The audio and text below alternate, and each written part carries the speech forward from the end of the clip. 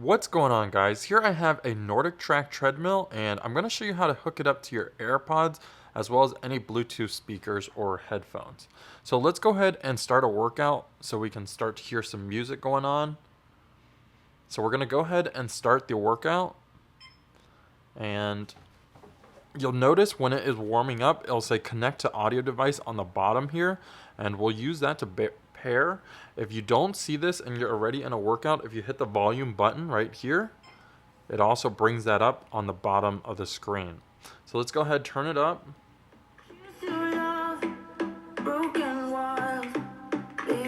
Now that is coming out of the built-in speakers now. Let's go ahead and tap connect to audio device, and I have a set of AirPods here. To connect to AirPods, you flip up and then you press and hold down the pairing button on the back, and then you'll see it starts to glow rapidly. Now it will show up on the menu here and we can tap connect.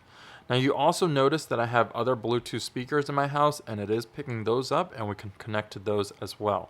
So now it's connected to our AirPods. You can see because it shows the disconnect, which means it's default by connected. And it also shows on the bottom, it says connected to audio device. Now we can play music,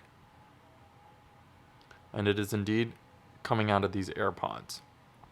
So that is how you guys pair your NordicTrack Treadmill to any Bluetooth speakers. If you do have a Bluetooth speaker or headphone, you press and hold down that pairing button, and then when it flashes rapidly, it will show up on the screen and you just tap it to connect it.